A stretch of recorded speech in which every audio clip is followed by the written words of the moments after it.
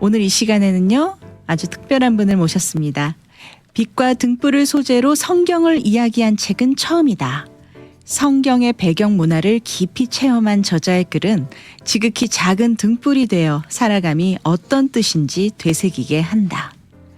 교리 공부에서 문자에 집착하는 오류에 빠지기 쉽다. 이 책은 성경시대 등불과 등잔을 통한 시선이 담겨 있다.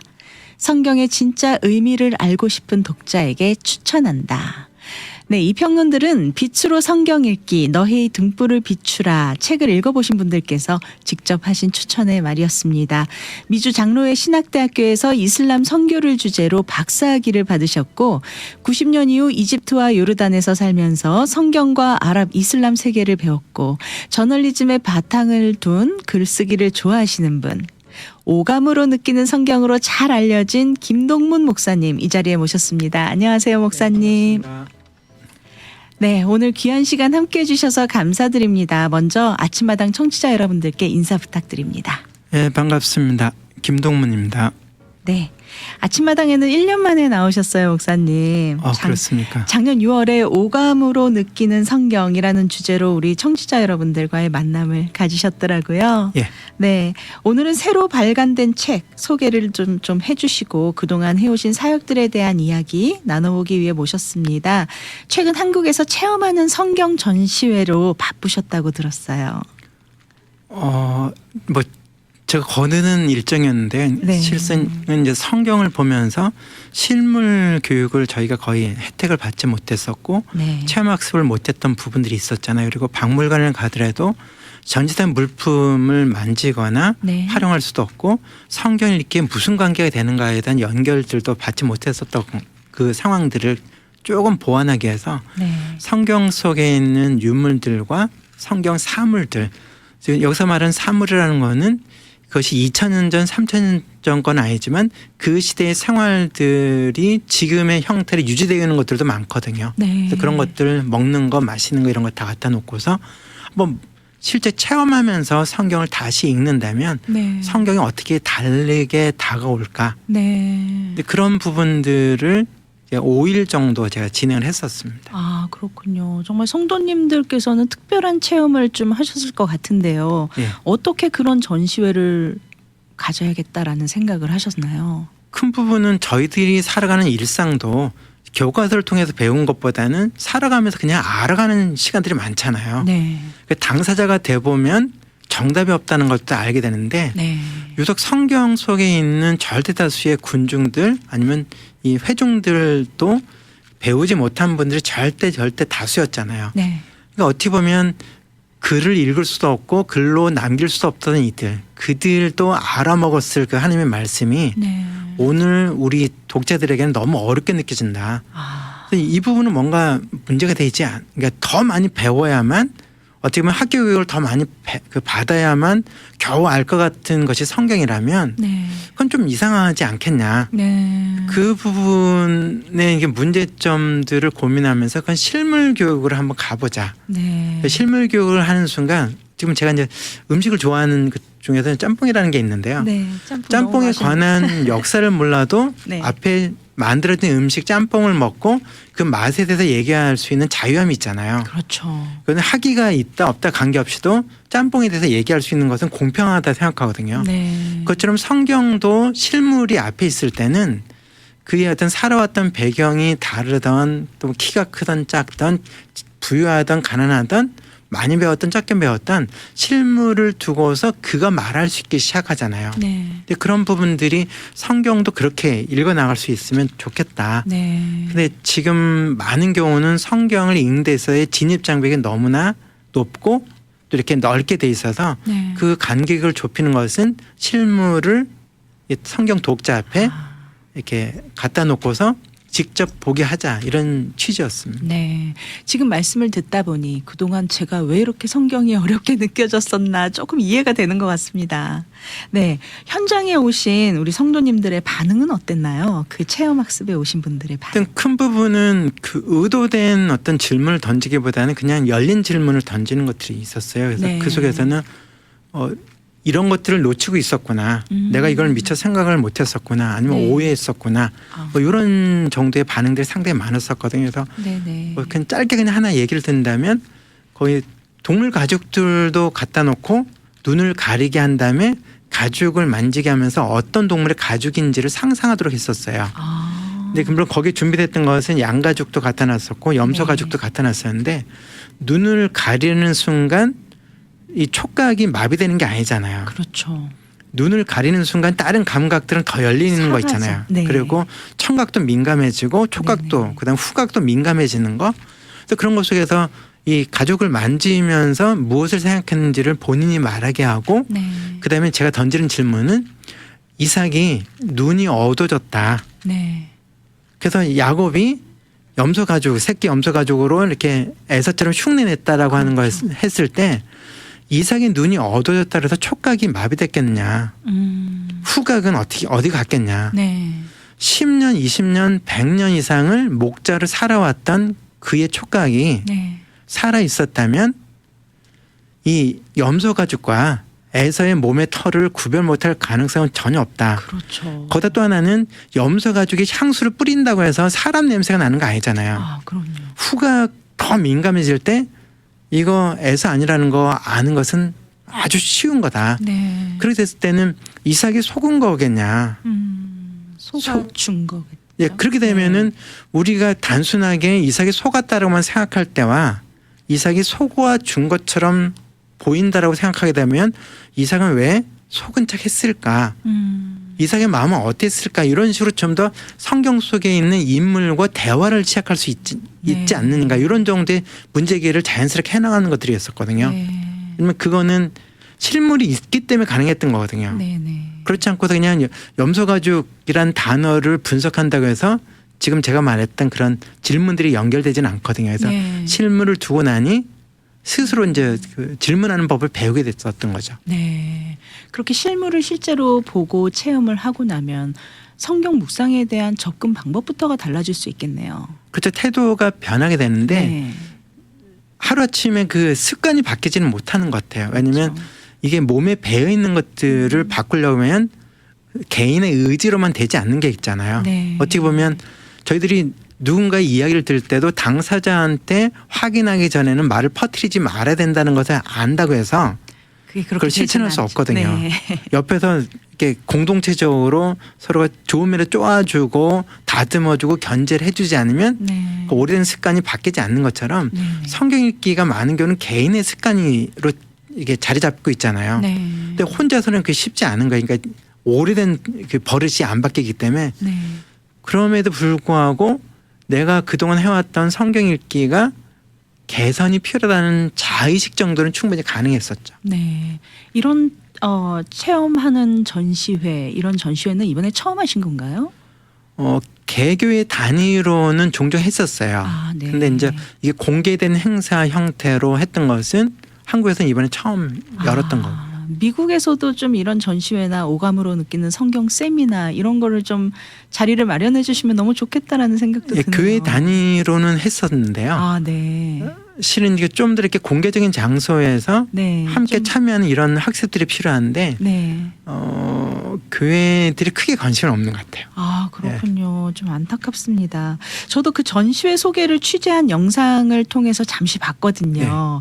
굉장히 신선하다는 생각도 했습니다. 정말 직접 오감을 통해서 체험하면서 성경을 보면 훨씬 그 내용과 그 시대적 배경 또 그 성경 속에 있는 인물들의 삶, 이런 생활 모습 이런 것들이 훨씬 이해하기가 쉬울 것 같다는 생각이 들었어요. 예. 그 전시회를 보면서 사실 성경 말씀을 우리는 좀 영어 독해하듯이 이렇게 공부를 하잖아요. 이 말씀의 뜻은 뭐 이런 식으로 그 의미를 공부하고 또 주일에 목사님들께서 주시는 말씀을 듣고 그러면서 이제 성경에 대해서 이해하려고 애씁니다. 말 그대로 정말 애쓰는 거지 정말 그 성경 자체를 이해해서 저희가 읽고 있는 건 아니거든요. 성도 입장에서는.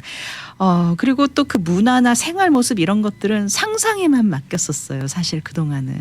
근데 이런 전시회를 보고 아, 상상이 아닌 현실의 삶이구나 이런 거를 좀 느낄 수 있는 어떤 그런 기회가 되지 않았나 싶습니다. 그렇죠. 성경이 실은 지적인 동의를 요구하는 논리로 가득 찬 책이라기보다는 공감할 수 있도록 네. 그 일상을 살던 이들이라면 몸으로 반응할 수 있도록 하는 그 메시지가 네. 말씀이 육신이 됐다는 의미 속에 담겨 있다 생각하거든요. 근데 네. 저희는 그걸 개념으로 또 바꿔버리는 거. 네. 근데 하나님은 모호한 개념을 구체적인 일상으로 만들어내시기 위해서 성육신의 메시지였던 것들을 우리가 다시 한번 또 상기해야 되지 않는가 이런 고민을 합니다. 네, 그렇군요. 또 다른 근황이 최근에 발간된 책이 있으시다고 들었습니다. 지금 저에게 이렇게 책이 한 권이 있습니다. 제목이 빛으로 성경 읽기 너희 등불을 비추라. 네, 이렇게 책이 예쁜 책이 한 권 저에게 있는데 이 책 이야기를 나누기 전에 궁금한 것이 있습니다, 목사님. 목사님께서는 이 중동 선교를 중점적으로 하셨다고 들었어요. 왜 다른 것도 많은데 중동 선교를 선택을 하셨는지 좀 궁금합니다. 다른 거는 뭐 그 입시 준비를 하면서 미대를 지망했다가 이제 미대를 못 가게 됐었던 오래전에 그 기억이 있는데요. 네. 뭐 낮춰서 제가 다녔던 학교를 제가 비하하는 것이 아니고요. 네네. 그 옛날에 어떤 하향 지원이라는 걸 했었고 네. 그래서 들어가게 됐던 과가 이제 아랍어과였었어요. 네. 아랍어에 대한 관심은 아무것도 없었고요. 아, 뭐 그러는 시간들이 흘러가면서 아랍 사람들 뭐 아랍 문화 뭐가 이게 호감이 생기고 네. 마음에 끌림들이 있었던 상황에서 네. 아랍 쪽에 선교하러 가지 않겠냐는 제안을 받았을 때 네. 안 갈 이유가 없었거든요. 아. 근데 그 묘한 거는 가야만 하는 당위성으로 제가 접근했던 것이 아니라 네. 안 가야 될 이유가 없었어요. 그것도 참 특이한 접근 네. 방법이었네요. 보통은 가야 되는 이유를 생각을 하는데. 네. 그러니까 이렇게 거절해야 될 이유가 없는 상황에서 거절할 필요가 없었다는 거거든요. 그것이 할 수 있느냐 없느냐보다는. 네. 그래서 그렇게 해서 가게 됐던 것이 이제 벌써 30 몇 년 전인데요. 그래서 네. 그 시간들을 갔다 보니 여기가 성경의 무대였구나 하는 것을 가서 알았어요. 네. 왜냐면 제가 성경책을 볼 때는 뭐 에덴 동산부터 이라크 뭐 바벨론 수많은 그것을 성경책 안에서 단어로만 봤다는 생각이 들었었거든요. 네. 그 무대를 입체적으로 느끼고 연구하려는 마음이 전혀 없었다가 어쨌든 이집트를 가고 난 다음에 여기가 출애굽의 무대였네. 어찌 보면 애굽은 알았지만 이집트에 대한 관심이 없었던 거. 네. 이게 묘한 거죠. 그러니까 네네. 나성은 아는데 레일은 모르는 것 같은 느낌. 이게 엉터리 같지만 현실이잖아요. 네네. 그래서 그런 부분 속에서 성경의 무대에서 성경을 다시 읽을 기회를 갖고 나니 진짜 글자로만 성경을 알았구나. 이 땅에서 살던 이들에게 말씀하셨던 그 하나님의 마음도 헤아리지 못했고 네. 그 하나님의 말씀을 들었던 그 땅에 살던 이들의 마음 씀씀이에 대해서 제가 이렇게 크게 관심이 없이 네. 문장을 구성하고 분석하고 쪼개고 정리하는 이런 식의 지적 어떤 지적 활동에 네. 집착했었던 것을 나중에 알게 됐었죠. 네. 어떻게 보면 그 중동 선교가 어떤 지금의 사역의 기반이 됐다라는 그렇죠. 거라고 볼 수 있겠네요. 그래서 네. 큰 부분은 선교의 땅으로만 알았는데 성경의 무대였다는 것과 또 하나는 성경 속에서 말씀하셨던 그 하나님이 그 땅을 버린 적이 없다는 사실을 알게 됐던 거. 네. 그래서 마치 복음의 불모지라고 생각했던 이슬람 지역이었는데 하나님은 그 땅을 버리신 적이 없다면 여기가 복음의 불모지일까? 네. 그럼 이 땅 가운데서 행하셨던 하나님의 발자취, 지금도 행하시는 그분의 손길을 따라가는 활동을 하는 것, 이것이 선교라는 것을 그때 배우게 됐었죠. 네. 어떻게 보면 목사님께서 지금 체험하는 오감으로 체험하는 이런 성경 공부에 조금 더 매진하게 되신 계기가 목사님께서 또 그렇게 처음에 체험하셨던 어떤 그런 경험에 의해서 이게 정말 필요하다라고 느끼셔서 그렇게 되신 게 아닌가 싶습니다. 그렇죠. 그게 연결이 서로가 되고 그래서 네. 어쨌든 중동 지역을 선교의 땅이지만 동시에 성경의 땅이라고 하는 네. 이 동시적인 이 입장들을 배우게 됐었죠. 네, 그렇군요. 그렇다면 지금 이 빛으로 성경 읽기 너희 등불을 비추라 이 책은 어떤 책인가요? 어떤 주제를 다루고 있는지 궁금합니다. 일단 성경 속에서는 수많은 소품들이 등장하는데 왜냐하면 하나님의 말씀은 실물 교육이잖아요. 네.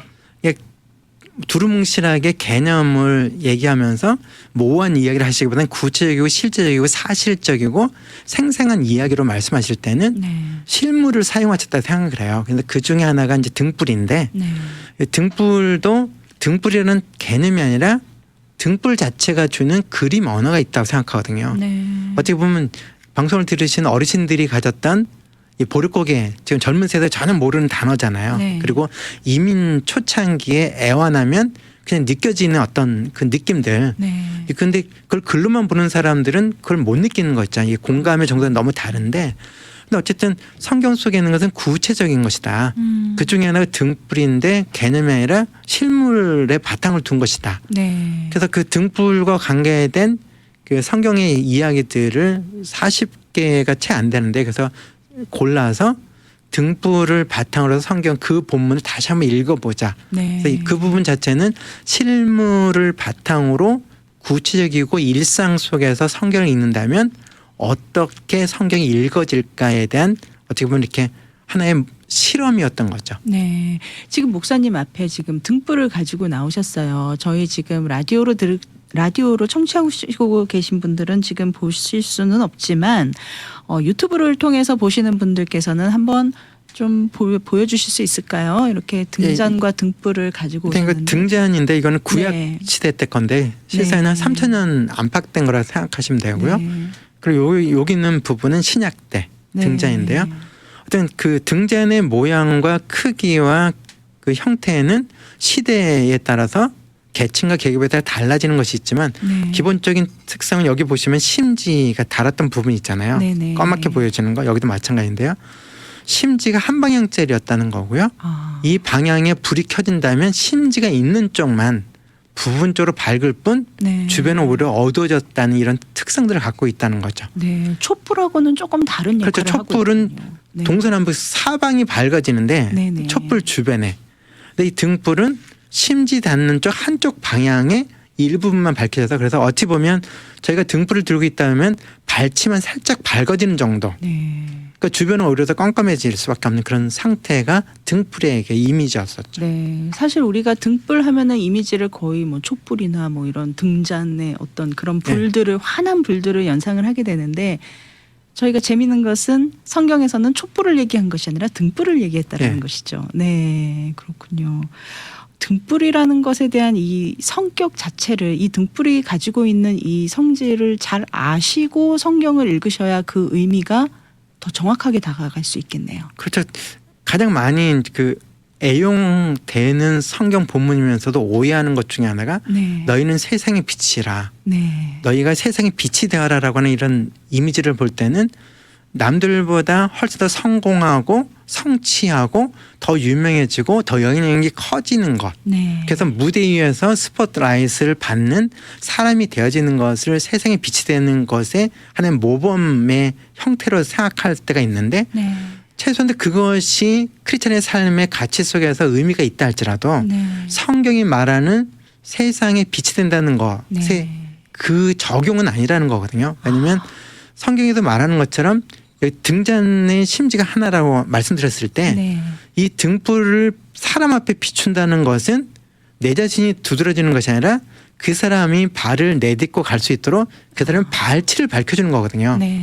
그럼 발치가 밝아지면 한 발 한 발 내딛을 수 있잖아요. 네. 그 역할을 하라는 것이 세상의 빛이 되라는 것. 네. 이럴 때는 보조적인 역할, 내가 주인공이 되는 것이 아니라 다른 이를 두드러지게 해주고 다른 이를 돋보이게 해주고 다른 이가 길을 갈 수 있도록 돕는 역할. 네. 그 돕는 자, 섬기는 자의 그 기능이 훨씬 더 살아있는 것이 세상의 빛이 되라는 의미 속에 있는데 그거는 우리가 많이 생각하는 내가 주인공 되는 삶과는 네. 많이 다르잖아요. 네. 그럴 때는 최소한도 성경 본문이 말하는 바가 무엇인지는 알고 우리가 활용할 필요가 있지 않을까 이런 고민을 하게 되는 거죠. 네. 그렇다면 이 세상의 빛으로 살아가는 삶.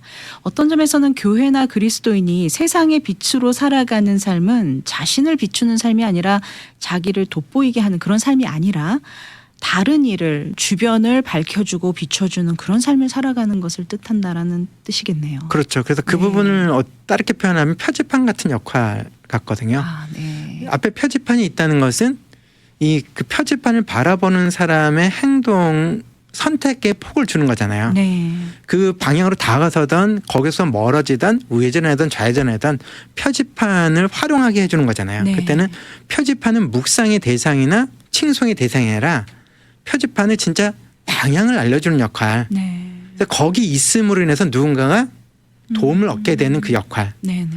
그래서 하여튼 있어주는 것 자체가 의미가 있는 거. 네. 그거 빛나지 않을지라도 네. 거기 있는 것 자체로도 존재감이 있는 것, 그것이 세상의 빛의 역할이 아닌가 싶어요.